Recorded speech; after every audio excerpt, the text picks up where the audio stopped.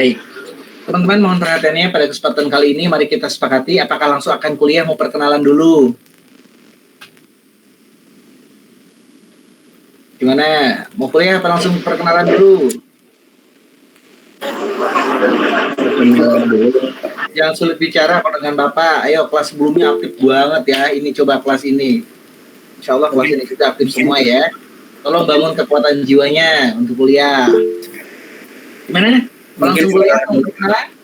Perkenalan dulu Pak. Perkenalan dulu Pak. Perkenalan dulu ya.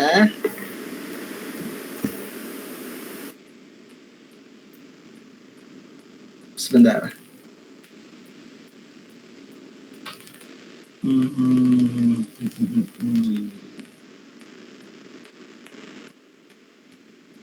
Oke, baik teman-teman. Kalau seandainya memang kita akan berkenalan, mari kita berkenalan dulu, teman-teman.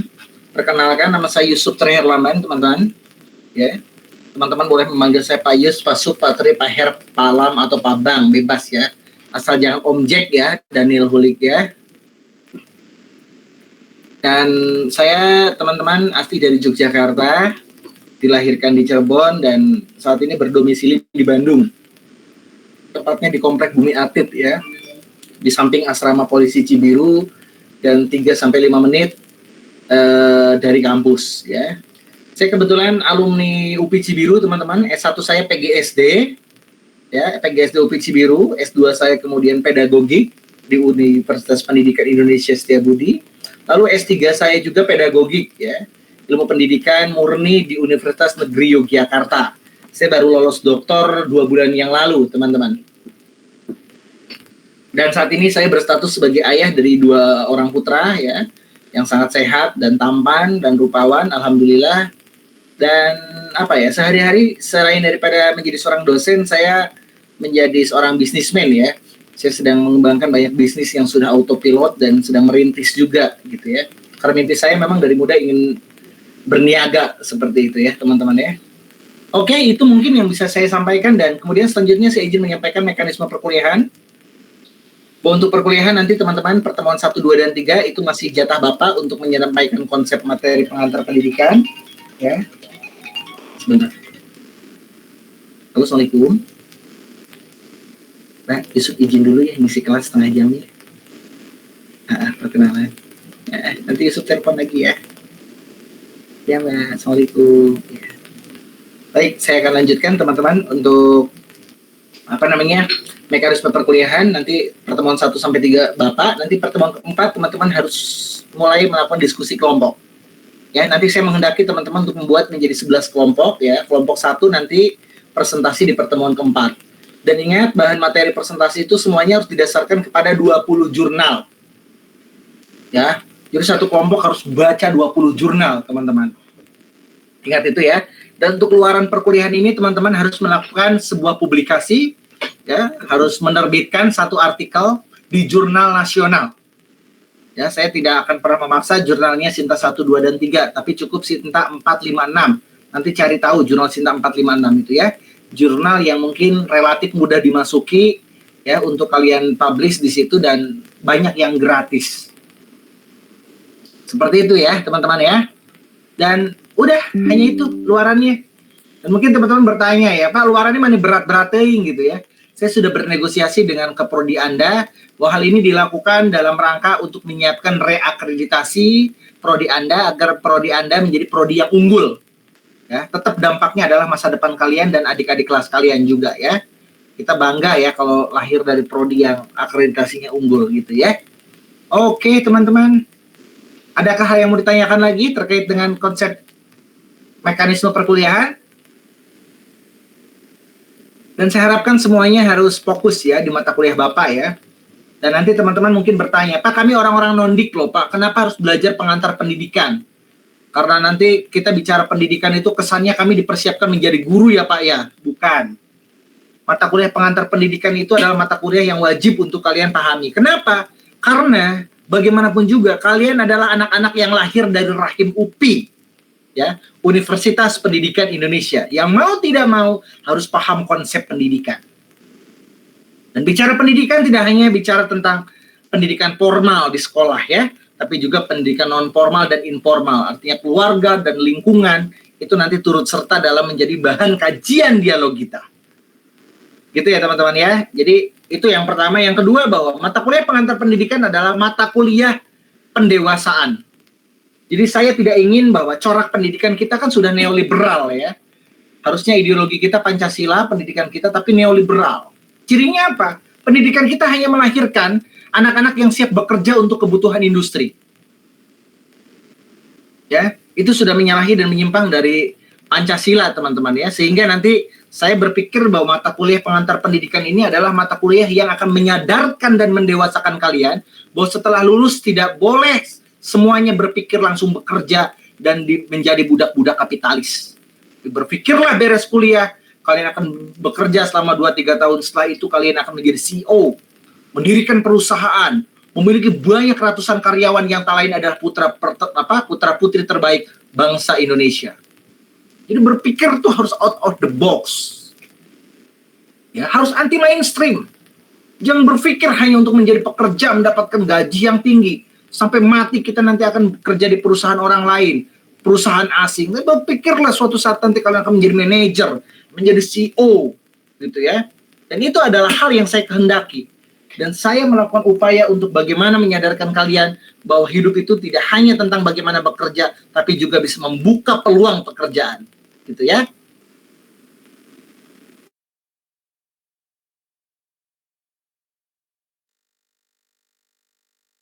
Sebentar ya, ada mantan pacar saya ini.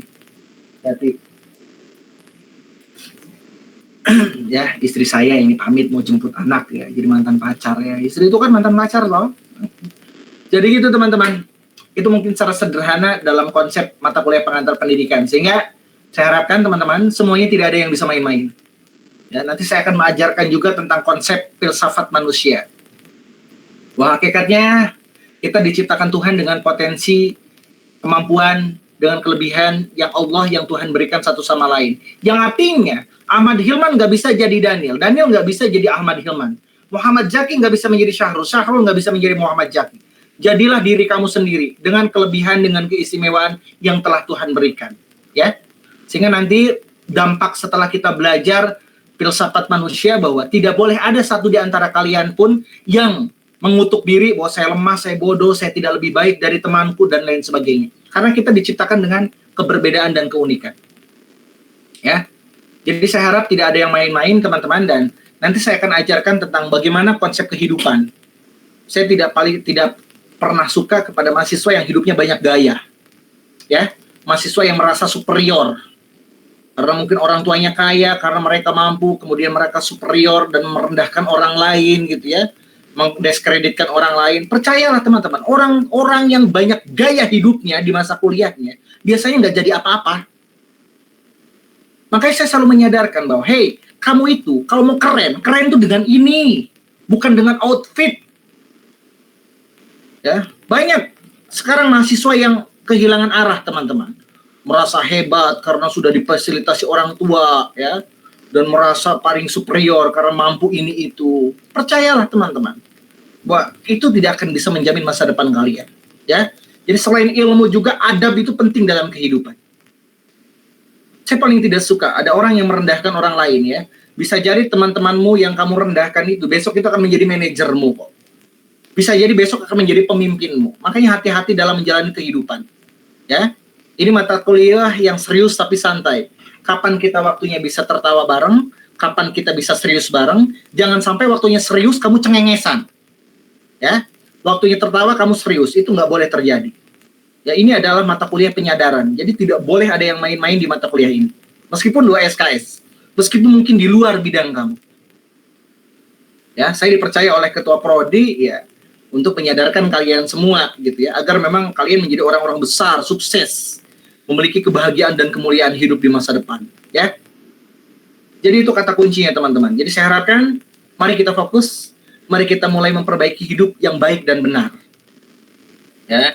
Dan pastikan teman-teman, ingat masa depanmu ditentukan dengan siapa kamu bergaul. Faktor lingkungan itu adalah faktor yang berpengaruh besar terhadap kehidupan kalian. Jika kalian saat ini hidup di circle, di lingkungan toksik, di lingkungan orang-orang yang hanya membuang waktu, yang hanya bermaksiat kepada Tuhan, Jika kau tidak mampu merubahnya, maka tinggalkan lingkunganmu. Tolong, kasihanilah masa depanmu, kasihanilah dirimu sendiri. Ya. Jadi, silakan, hidup itu adalah pilihan, teman-teman ya. Jadi saya harapkan teman-teman mulai sekarang menjadi orang-orang yang punya pemikiran yang baik dan bijaksana ya. Jadi jangan pernah bermain-main dan berspekulasi dan gambling tentang masa depanmu ya. Fokus apa yang menjadi tujuan hidupmu. Tugasmu adalah belajar, berjuang, seraya membangun keharmonisan dengan Tuhan. Karena hakikatnya segala yang akan kau dapatkan adalah bentuk kepantasan yang Tuhan berikan di masa depan. Ini nggak boleh ada yang main-main. Karena saya berpikir gini loh, kita semua mungkin ada teman-teman yang berangkat sama seperti saya. Dari ketidakmampuan, dari kekurangan ekonomi gitu ya. Makanya saya menjadikan, hey teman-teman, jika ada di antara kalian yang lahir dari ekonomi menengah ke bawah, jadikan itu sebagai modal utama untuk kamu bisa sukses. Karena setiap orang itu punya hak untuk sukses. Jangan pernah berpikir temanmu yang lahir dari keluarga kaya, kemudian mereka juga akan menjamin hidupnya akan bahagia. Tidak. Tugas kita itu adalah menata kehidupan, membangun masa depan. Ya. Jadi kita lihat saja ya, nanti biasanya mahasiswa yang hidupnya banyak gaya, banyak cengengesan, gitu ya, banyak merendahkan orang, itu jauh dari kata kemuliaan. Makanya mulai sekarang yuk belajar untuk menjalani hidup dengan serius, teman-teman. Santai tapi serius. Ya.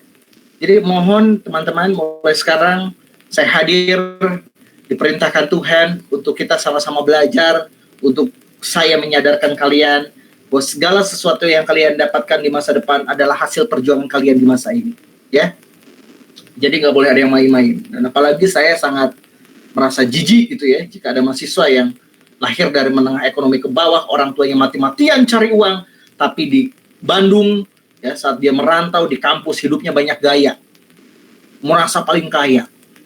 Padahal orang tua mati-matian di kampung halaman ya, mencoba untuk menggadaikan kehormatan mereka demi bisa mencukupkan kalian di Bandung. Tapi kalian mengkhianati orang tua kalian, hidup main-main, ya, hidup nggak pernah serius, banyak gaya, dan itu sangat menyakitkan bagi saya. Ya, teman-teman. Dan ingat, saya pun adalah lahir dari anak yang penuh dengan penistapaan di masa lalu. Jadi saya ingin menyadarkan kalian bahwa yuk, setiap orang punya hak untuk sukses. Ya, selama kalian menjalani hidup dengan baik dan benar. Gitu ya, Mas Rafli Firmansyah ya. Dan insya Allah ya, saya lihat aura-aura anak-anak di sini. Insya Allah orang-orang yang akan kelak dimuliakan Allah ya, akan menjadi orang-orang besar dan sukses ya. Amin ya Allah ya Rabbal Alamin. Bagi yang belum on cam, mohon on cam. Kecuali memang terkendala jaringan yang sangat parah. Tapi tolong jangan pernah berbohong pada Bapak. Ayo, semuanya on cam. Ya, silakan kalau seandainya mau mencoba teman-teman untuk apa, saya mah asal-asalan aja apalah, santai aja, biasa aja lah. Ya silakan. Termasuk nanti semua tugas mata kuliah Bapak itu dalam bentuk tulisan ya. Jadi saya sedang memaksa kalian untuk bisa membaca dan menulis. Jangan sampai ada di antara kalian ya yang menulis dengan mencoba copy paste dari internet. Karena semua karya kalian akan saya cek turnitin. Jadi satu kalimat dari internet akan kedetek. Ya, ini tantangannya berat banget di mata kuliah ini ya. Tapi kita buat asik aja. Ini mata kuliah ngobrol ya, saya menyebutnya ya. Oke, itu perkenalan singkat tentang mata kuliah dan tentang diri saya. Selanjutnya saya berikan kesempatan jika ada di antara kalian ada yang ingin bertanya dan mempertanyakan segala sesuatu tentang perkuliahan ini, tentang diri Bapak, saya beri kesempatan di pertemuan kali ini. Silakan.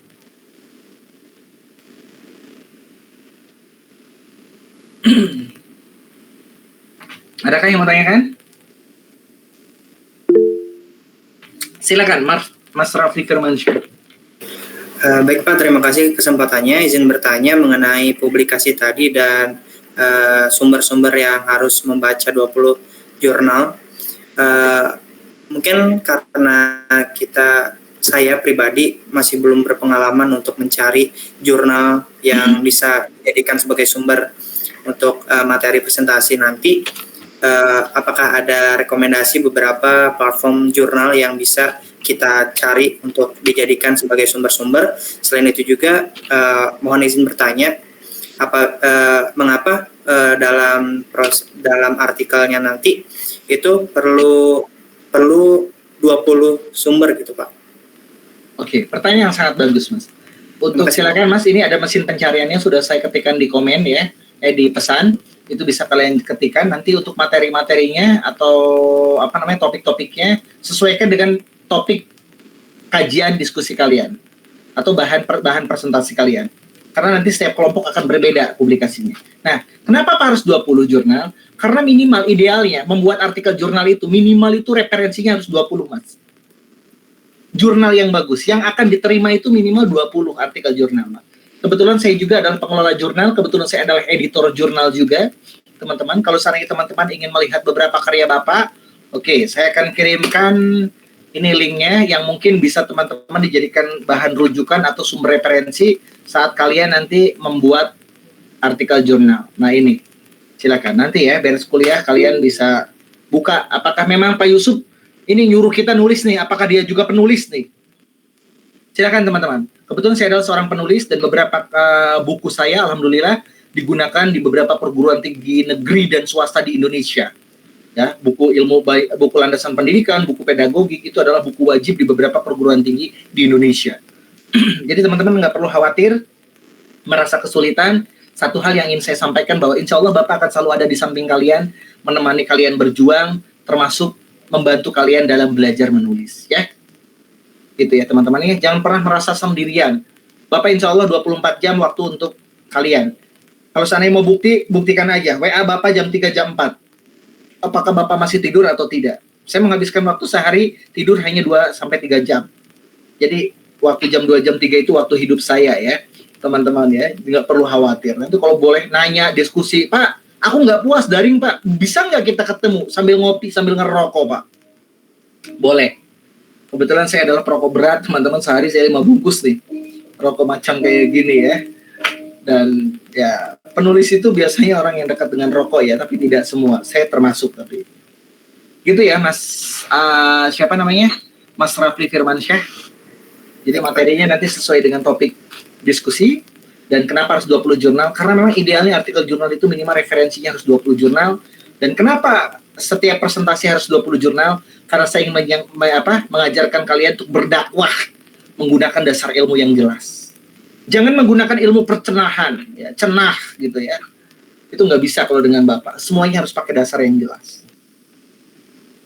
Coba bayangkan, karena tidak menutup kemungkinan suatu saat nanti Tuhan akan menyempatkan Rafli Firmansyah akan menjadi Menteri Pendidikan Indonesia. Kita nggak pernah tahu nasibmu nanti, nah. Ya. Amin. Ini adalah cara. Mungkin Ahmad Hilman akan menjadi Bupati Kabupaten Bandung atau Wali Kota Bandung. Kita nggak pernah tahu masa depan kita. Percayalah anak-anakku, saya pun dulu tidak pernah terpikir untuk menjadi dosen. Bisa menyelesaikan, menamatkan S3 ya. Di tengah saya harus, untuk mengisi perut pun saya harus jualan buku bekas gitu ya. Setiap minggu gitu ya. Itu saya tidak pernah terpikir. Tapi yang saya tahu adalah bahwa saya harus terus berjuang dan berdoa. Seraya ya belajar dengan giat seperti itu. Ya. Teman-teman mohon mulai sekarang tidak ada lagi yang tidak serius gitu ya. Mulai sekarang mulai belajar serius. Tolong kasihani diri Anda. Tolong jangan pernah bermain-main dengan masa depan Anda. Lakukan yang terbaik atas nama masa depan, atas nama Tuhan ya. Gitu. Jadi tolong waktunya serius, waktunya bercanda. Jadi waktunya serius, cengenges. Saya tidak suka. Dan ingat, gaya itu adalah adanya di sini. Kalau mau bergaya itu otaknya berisi. Bukan hanya outfitnya mentereng gitu ya, branded semua gitu, tapi otak kosong. Ya, mengandalkan harta orang tua. Aduh, itu hina banget. Percayalah teman-teman. Ya, Pak, sorry Pak ya, gue lahir punya privilege ya. Oke, sama. Begitupun saya. Saya mungkin lahir dari hanya keluarga ekonomi menengah gitu ya. Tapi ya, mohon maaf, saya beli laptop aja S1 3.200.000 ya. Acer ingat dibelikan oleh ibu bapak saya. Dan mereka harus kumpul-kumpul sekitar 1 tahun untuk bisa membelikan laptop itu ya. Ya, saya tidak pernah tahu anak kelas 2 SD pun sekarang anak saya kemarin minta iPad Air gitu ya. Yang mungkin di atas berapa belas juta gitu ya. Belum dengan pennya itu hanya untuk gambar-gambar dan saya mampu membelikannya gitu. Jadi nanti mungkin kita lah yang akan memutus rantai kemiskinan. Kita yang akan mengawali membangun martabat keluarga kita. Gitu. Ya, kalau seandainya kalian terlahir dari keluarga mampu, ya bersyukur. Tuhan menitipkan kalian ya dengan segala sesuatu fasilitas yang telah Tuhan berikan melalui orang tua kalian. Tapi jika tidak, ya mari kita bangun. Gitu ya. Jadi tolong kikis keangkuhan, kesombongan. Mulai sekarang tolong asah nurani kalian. Karena orang yang akan dipantaskan Tuhan itu tidak hanya cerdas, tapi dia juga punya kelembutan hati ya. Silakan. Jika energi positif ada di dalam diri kalian, mungkin kalian bisa menerima. Tapi jika banyak terlalu energi negatif, mungkin akan ngeblok semua ucapan Bapak. Apa-apa lah. Hidup menikmati, atau Pak. Kalau saya orang punya, orang tua saya orang berada, gitu ya. Silakan, itu hak kalian. Tapi tugas saya adalah mengingatkan kalian sebagai adik-adik saya dan anak-anak saya. Oke? Adakah yang mau ditanyakan? Silakan, Daniel Julio.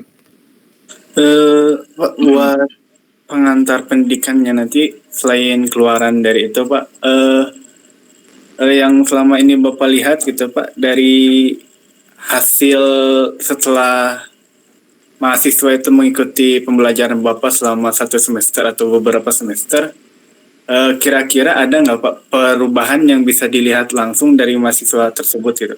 Soalnya kalau soal pendidikan, dulu pernah punya cita-cita pengen bangun sekolahan ya Pak, membuat sekolahan, tapi karena keterbatasan ilmu atau dan segala macam lainnya gitu, jadinya tidak jadi gitu Pak. Jadi ada nggak Pak gitu keluaran yang bisa dilihat dari mahasiswa itu secara langsung? Oke, pertanyaan yang sangat bagus. Keluaran itu akan sangat bergantung kepada mahasiswanya, Mas. Guru saya, seorang profesor besar ternama, pernah berkata, Yusuf, kamu menjadi seorang dosen, tugasmu adalah menyadarkan anak-anak agar dia bisa menjalankan peran dalam kehidupan secara bermartabat. Tapi kamu jangan pernah berpikir bahwa kamu akan berhasil 100% mendidik anak-anakmu. Minimal ada 1-2 orang yang mampu berpikir melampaui batas dan bisa mewujudkannya. Itulah keberhasilan. Saya tidak pernah tahu, Mas, luaran anak-anak saya akan jadi seperti apa. Tapi tugas saya adalah mengingatkan. Daniel, jangan pernah berkecil hati. Sekalipun kamu masuk nanti di prodi rekayasa perangkat lunak, saat kamu fokus belajar, kamu berjuang memupuk mimpimu, seraya berdoa kepada Tuhan, bisa jadi suatu saat nanti kamu akan menjadi ahli teknologi yang punya yayasan pendidikan dari SD, dari PAUD, SD, SMP, SMA, bahkan perguruan tinggi. Nah, kita nggak pernah tahu takdir kehidupan kita seperti apa. Satu hal yang harus kita lakukan itu adalah memupuk dan menjaga mimpi-mimpi kita. Itu yang harus kita lakukan. Karena nanti saat kita fokus berjuang, nanti Tuhan akan akan mempertemukan kita dengan orang-orang tepat. Tuhan akan menempatkan kita di tempat yang tepat. Dan disitulah mungkin awal mula nanti mimpimu akan terwujud. Jadi tidak ada kata mustahil. Ya, kalau bicara terkait bagaimana luarannya itu akan sangat bergantung. Kita lihat. Karena pendidikan itu nggak bisa dilihat setahun 2 tahun. Jangan sampai saya berpikir pengantar pendidikan 1 semester tiba-tiba Rapi Firmansyah menjadi orang yang berkarakter mulia. Tidak bisa. Pendidikan itu adalah investasi jangka panjang. Keberhasilan saya itu akan dilihat dari 5-10 tahun yang akan datang. Ahmad Hilman hidupnya seperti apa? Septiawan Hadi hidupnya seperti apa? Rafli Firmansyah hidupnya akan seperti apa? Ya. Kemudian Didra Ryan, Daniel Julio hidupnya akan seperti apa? Karena pendidikan itu adalah investasi jangka panjang. Siapa yang berhasil? Ya artinya dia yang tersadarkan. Tapi bagi dia yang tidak pernah mau sadar dan tidak pernah bisa tersadarkan, ya dia akan hidup apa adanya, bukan sebagaimana mestinya. Pendidikan itu kan tujuannya itu adalah bagaimana menjadikan anak-anak hidup sebagaimana mestinya dan bukan apa adanya, Mas. Itu poin penting. Dan saya sadar bahwa saya ketika bicara mungkin ada yang mendengarkan dengan hati nurani, ada yang mungkin tidak mendengarkan, artinya mendengarkan kemudian masuk telinga kanan telinga kiri, ada yang bahkan mengabaikan sama sekali. Tapi percayalah, Tuhan tidak buta tidak tuli. Tadi yang saya katakan bahwa tugas kalian sebagai seorang pelajar tidak hanya mendapatkan ilmu pengetahuan dan keterampilan, tapi juga mencari keberkahan dari Allah, keberkahan dari Tuhan. Dengan apa? Dengan takjim kepada guru-gurumu. Tidak hanya pada Pak Yusuf di mata kuliah pengantar pendidikan. Takjimlah kepada dosen-dosen kalian, pada Pak Iqbal, ya, kepada Pak Hendriana, Pak Radit. Beliau adalah orang-orang baik, orang-orang salih. Jika memang ada kekesalan karena tugas, karena teguran dari mereka, percayalah, Semua mereka lakukan karena mereka sayang pada kalian dan ingin menjadikan kalian orang-orang besar. Gitu konsepnya. Ya. Jadi bagi saya tidak ada orang sukses yang hidupnya tidak takjim pada guru, pada orang tua. Jadi tolong ya teman-teman ya, selain daripada berilmu juga beradab. Karena ingat, saya sebagai seorang muslim, mohon maaf izin, barangkali ada yang bukan muslim ya, ada yang non muslim. Dalam agama saya dikatakan bahwa derajat adab itu harus di atas ilmu. Ya. Jadi derajat adab itu harus di atas ilmu. Jadi harus punya sopan santun. Manusia yang berakhlak, manusia yang berilmu itu pasti punya sopan santun. Punya adab ya. Jangan sampai di depan guru kamu cengengesan, di depan guru kamu merendahkan. Kita lihat hidupmu akan seperti apa, nah. Hati-hati menjalani kehidupan. Kalau saya sendiri adalah orang yang takut ya, termasuk orang yang sangat takut menyinggung perasaan Tuhan. Saya termasuk orang yang takut menyinggung perasaan guru saya. Kenapa? Karena saya takut kehilangan keberkahan dari guru-guru saya. Gitu ya. Pengantar pendidikan itu mengajarkan kita untuk menjadi orang yang arif dan bijaksana, teman. Perlahan ya, tidak langsung jadi, tapi setidaknya ada satu ilmu yang bisa kamu terapkan dan kristalkan di dalam pikiranmu. Oh, kata Pak Yusuf, derajat adab itu harus di atas ilmu, dan saya tidak boleh lupa itu. Jadi kamu nanti hidup bahagia mulia itu bukan karena pinter, Mas, tidak hanya berilmu, Mas, tapi karena keberkahan, karena kasih sayang Tuhan. Dan biasanya mohon maaf ya, karena pendidikan kita udah terlalu sekuler ya, memisahkan untuk urusan dunia dan akhirat. Kalau Bapak ngomong tuh terkadang orang-orang sekuler tuh, aduh Pak, ini ngomongin Tuhan, ngomongin agama. Ya karena memang otaknya sudah tercuci. Makanya wajar ya, sekarang kita itu hanya menjadi generasi-generasi yang hanya difokuskan untuk mengurusi urusan keduniawian. Makanya banyak yang stres kan, banyak menghalalkan segala cara kan. Bahkan kalian tahu data KPK, 86 apa 87%? Semua koruptor itu adalah lulusan sarjana. Artinya, pendidikan tinggi adalah lembaga yang memberikan kontribusi lahirnya para koruptor. Kenapa hal itu terjadi? Karena pendidikan tidak pernah menyentuh hati. Pendidikan tidak pernah menyentuh moral. Pendidikan hanya meminta Daniel Julio, meminta Dedra Ryan hanya untuk cerdas dan terampil, nah, untuk mempersiapkan agar kamu bekerja. Tapi tidak pernah diajarkan moralnya, karakter. Ya, jadi gitu. Jadi kita lihat saja orang-orang yang banyak gaya akan seperti apa hidupnya. Ya, survei membuktikan orang yang tidak pernah bertakjim pada ilmu pengetahuan, pada kebenaran nilai dan norma Tuhan, ya, agama dan budaya, ya akan sulit. Gitu. Jadi kita lihat saja nanti ya. Ya sekalipun kamu akan berhasil, ya semoga keberhasilan kamu itu ya berkat kesalihan kamu. Gitu. Ini kayaknya rasanya orang nondik aneh banget gitu ya, ngomongin pendidikan, ya akhlak, moral, kemuliaan gitu ya. Tapi ini adalah pengantar pendidikan ya teman-teman ya, yang kamu udah jadi baik, kamu harus jauh lebih baik. Kamu udah soleh, kamu harus menjadi lebih soleh. Gitu ya. Jadi itu poin pentingnya ya teman-teman ya. Dan selanjutnya ya terserah kalian, bagaimana menjalin kehidupan. Karena tugas saya adalah mengingatkan.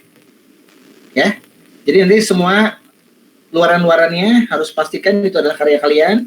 Boleh kalian mencoba, Pak, gue mau copy paste ya Pak Yusuf nggak akan mungkin tahu.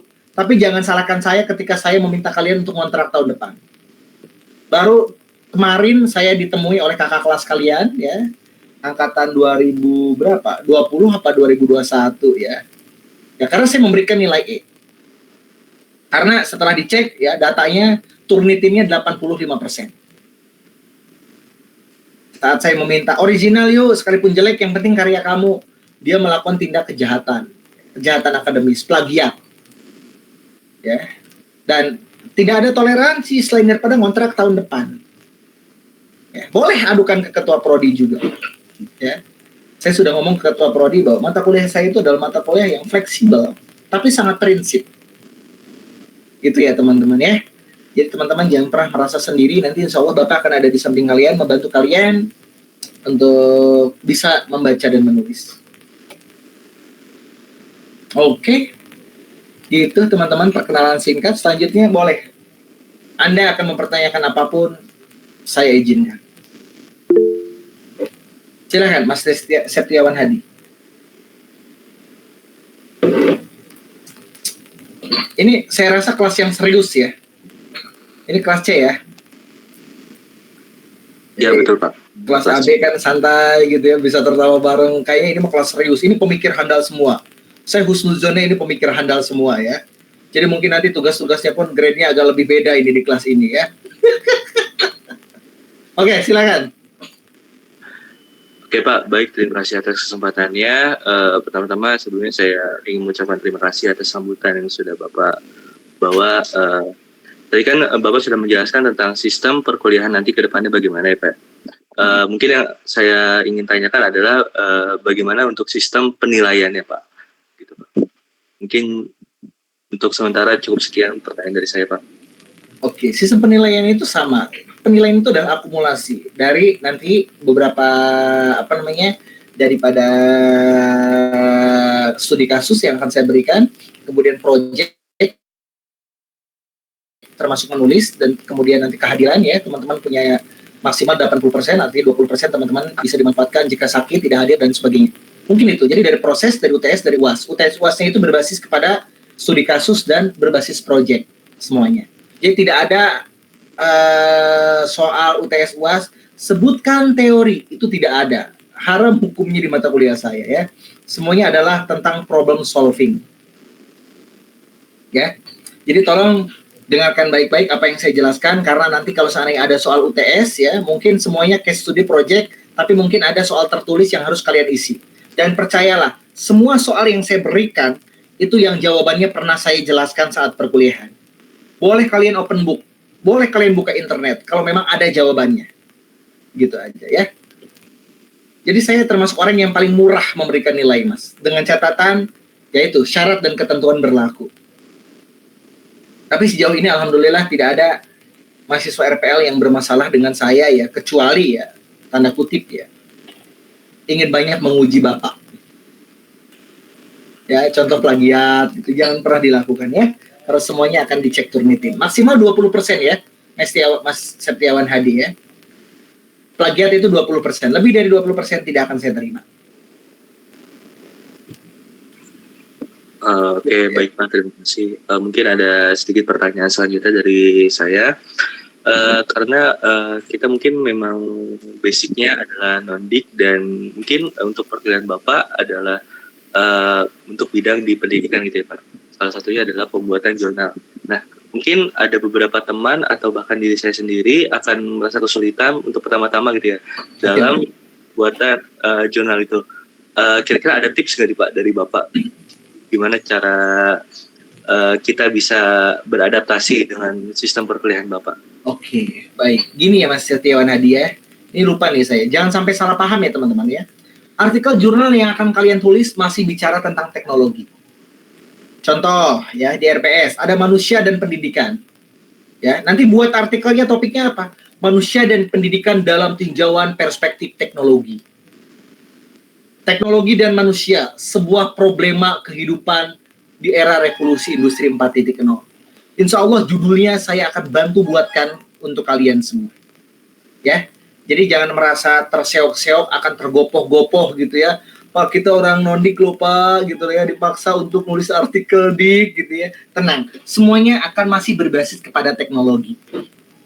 Ya, saya teman-teman selama ini sudah dikasih tugas nih oleh dosen kalian nih terkait dengan nulis tentang teknologi apa gitu. Bisa aja AI dalam pendidikan, sebuah sudut pandang dalam perspektif teknologi.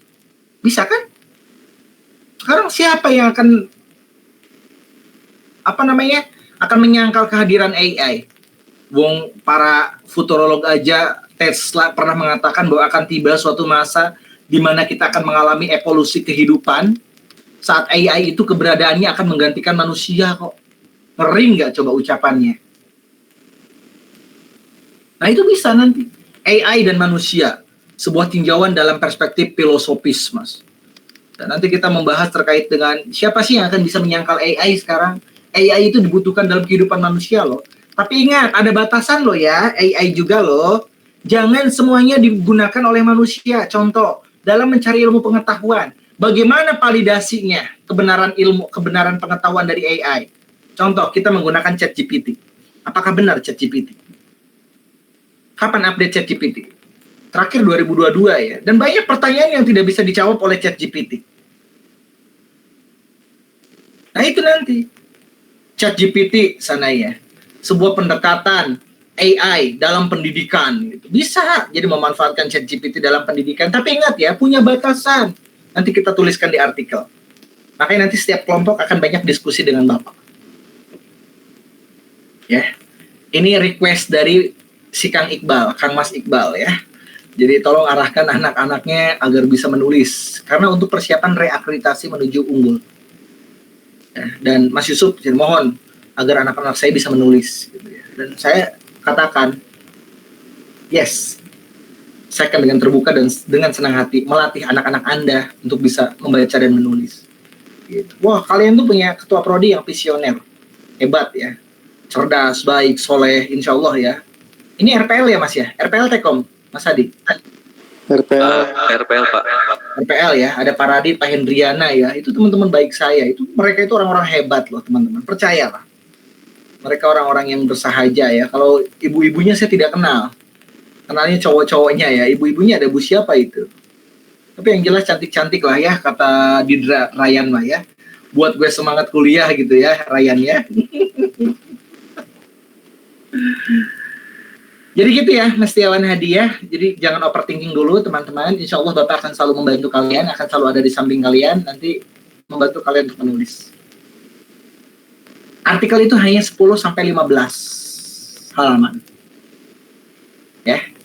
Minimal harus dari 20 jurnal yang menjadi bahan kajian presentasi kalian.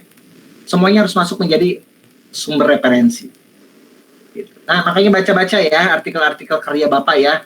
Bapak nulis juga itu tentang dunia metaverse. Saya nulis di 2021, itu baru dipublikasi di 2000 berapa? 22. Nulis 2020. Karena saya dalam iseng suka nulis artikel. Ya. Oke, ada lagi yang mau ditanyakan? Silakan Fadli Mahesa. Baik, terima kasih Pak. Fadli mau bertanya perihal untuk pembuatan artikel ini, kan tadi mengharuskan ada referensi. Nah, untuk referensi tersebut, apakah ada batasan tahun itu Pak, ataukah dibebaskan gitu sampai tahun 1900-an juga masih bisa diambil atau gimana Pak? Oke, pertanyaan yang sangat bagus. Sebenarnya tahun yang ideal untuk membuat artikel itu adalah 5 tahun di bawah tahun sekarang. Berarti kalau sekarang 2024, itu maksimalnya itu 2019. Idealnya. Ya, cari yang terbaru. Tapi kalau seandainya ada tinjauan-tinjauan teori, atau kita menyebutnya grand teori tahun 90-an, boleh dikutip. Dengan catatan grand teori ya, artinya teori itu adalah teori awal pertama mula, yang mungkin sudah tidak diterbitkan lagi atau direvisi lagi dalam ilmu pengetahuan sekarang. Tapi dalam teknologi, gunakan aja lah maksimal tahun 2019. Ya, tinggal buka Google Scholar atau Eric Journal, sebutkan kata kuncinya, keluar itu ribuan Mas. Tinggal cari yang bagus, download, dapat 20. Kalau nggak bisa bahasa Inggris, masuk Google Translate ya, atau ke AI, udah translate dokumen tuh, beres. Jadi sebenarnya sekarang bukan bisa atau tidak, mau atau tidak untuk maju. Nggak ada alasan untuk kita sekarang itu tidak berpengetahuan, kawan. Ya, akses teknologi sekarang sudah banyak ya. Dan kebetulan teman-teman saya juga fokus dalam dunia teknologi ya. Saya kebetulan ada developer, pengembang juga media-media pembelajaran berbasis AR, berbasis VR ya, berbasis mixed reality. Kemarin saya mengembangkan sistem ubiquitous learning. Sampai sekarang saya berpikir menggagas metaverse ya. Cuma perangkatnya memang harus banyak ya. Saya 2020 ngimport dari Korea ini, Oculus ini. Ya VR ya, saya beli waktu itu berapa? 18 jutaan mungkin satunya. Dan perangkat-perangkat masih ada. Ya, 2019 sampai 2021 saya buka lab di Gria Mitra, tapi karena saya menyelesaikan studi, saya tidak memperpanjang lab itu, saya bawa dulu ke rumah dan nanti mungkin saya akan bangun lagi. Ya, cari kontrakan yang luas itu memang sulit ya teman-teman ya. Dan ya sama, saya proyek-proyeknya juga ya mengembangkan media-media pembelajaran gitu ya. Jadi agak nyambung lah ya. Saya juga sering ngobrol dengan Pak Iqbal gitu ya, Pak Henry gitu ya. Beliau juga sama orang-orang hebat ya. Nah ini bisa dilihat ya di citasi Bapak, nanti apakah Bapak produktif atau tidak menulis. Nah ini bisa dilihat dari sini teman-teman. Dan biasanya ya kualitas dosen itu dilihat dari Google Scholar-nya. Apakah dia aktif menulis, ya, berapa citasinya, itu mempengaruhi. Citasi Bapak masih cetek lah ya, dibandingkan dengan dosen-dosen lain ya. Bapak masih 1431 ya. Banyak yang sudah ribuan. Artinya keilmuannya diterima di seluruh dunia, termasuk Indonesia khususnya ya. Nanti cek, nanti siapa orang-orang besar yang kamu kagumi, cek Google Scholar-nya. Ketika namanya, cek apa tulisannya, berapa citasinya gitu. Citasi itu biasanya indikator bahwa ilmunya diterima oleh Indonesia gitu ya, oleh para ilmuwan. Oke? Ada yang menanyakan? Jangan lama-lama. Ini kebetulan teman Bapak sedang riset ya. S3 di Flinders University. Dan sekarang banyak berdialog tentang bagaimana proses data akhir. Karena kualitatif berat ya. Karena profesor pembimbing dia itu profesor dunia masalahnya. Dia punya nama lah dalam ilmu humaniora di dunia gitu ya. Dia mengalami kebingungan gimana nih gitu. Ayolah, beres S2 nanti kuliah di TB ya, kuliah di Jepang ya. Ada yang punya mimpi lanjut? Saya yakin ada ya.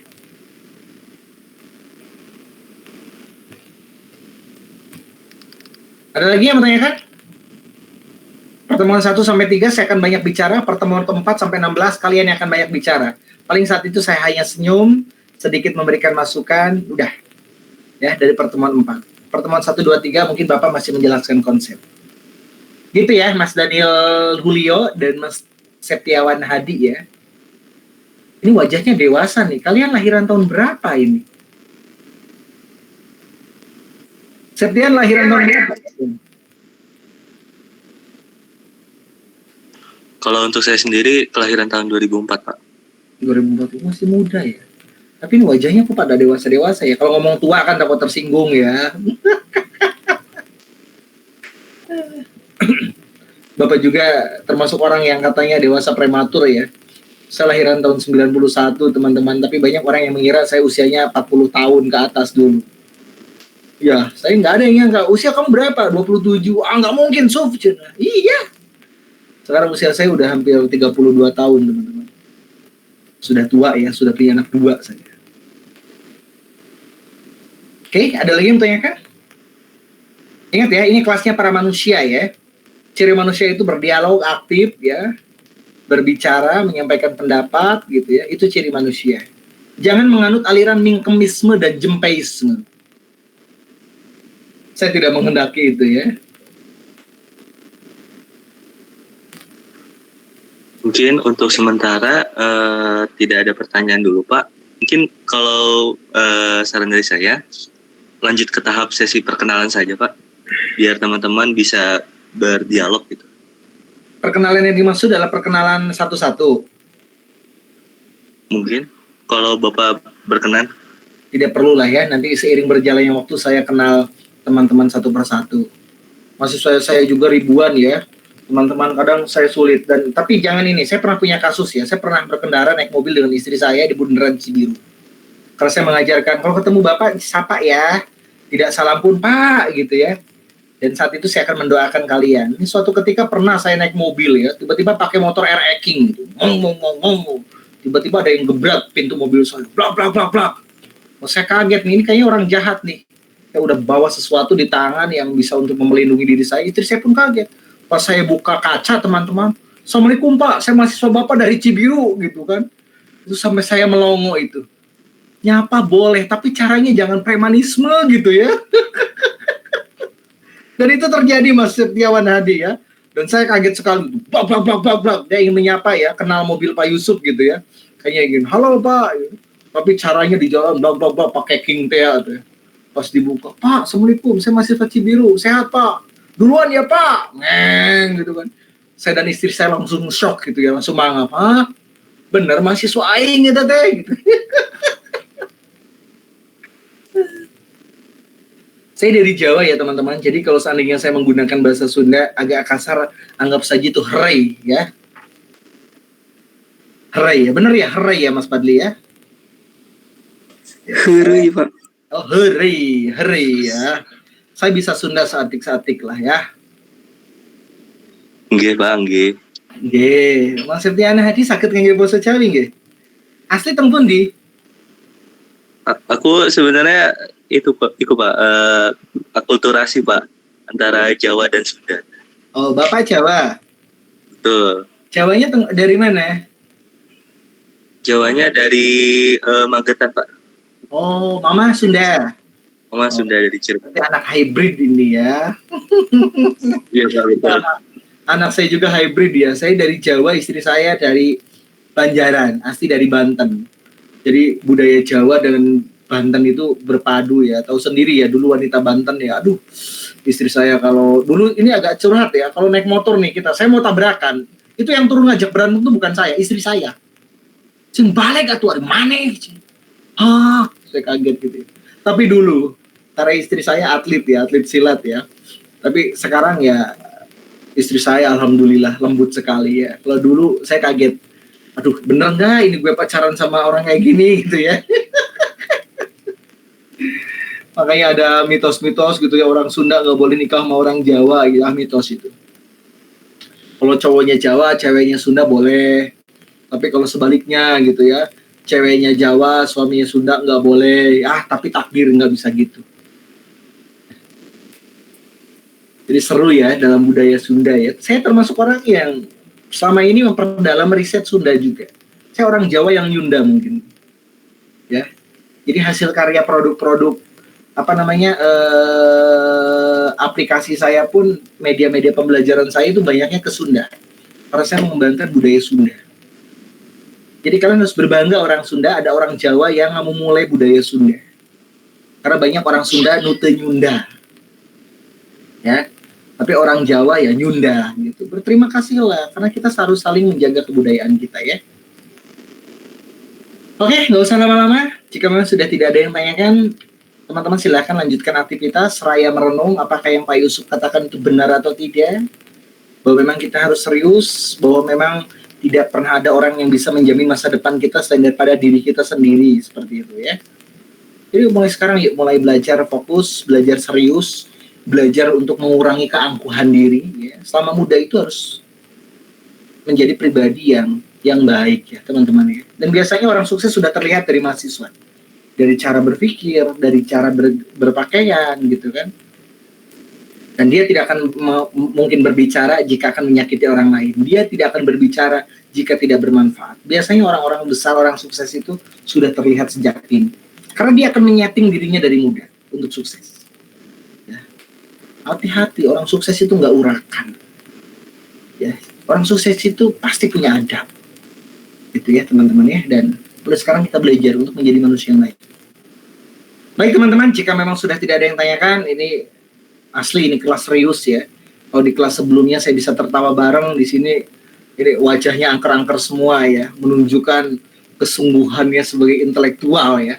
Ada dua kemungkinan sebenarnya, ini menunjukkan intelektualitas kalian atau karena rasa takut yang tinggi pada bapak gitu. Atau malas gitu ya berdialog. Tapi saya husnuzon, kalian semuanya adalah orang-orang baik, orang-orang yang kelak di masa depan akan dipantaskan Allah untuk menjadi orang-orang sukses semuanya ya. Amin ya. Baik teman-teman, terima kasih atas perhatiannya. Mohon maaf jika ada salah kata yang tak sengaja menyakiti hati dan perasaan. Bapak tetap berpesan satu, rajin belajar, jadilah yang terbaik. Indonesia membutuhkanmu, merdeka. Bapak kiri, wabillahi taufiq wal hidayah. Wassalamualaikum warahmatullahi wabarakatuh.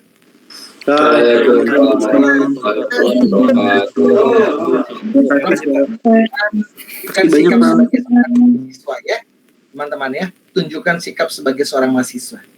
Ya, jadi bagaimana kalian harus perilaku menyimaknya seperti apa, jangan sampai kalian bertindak di luar batas kewajaran. Oke, sehat-sehat anak-anakku, adik-adikku, Bapak doakan sehat, jangan lupa bahagia ya. Dadah, assalamualaikum. Waalaikumsalam.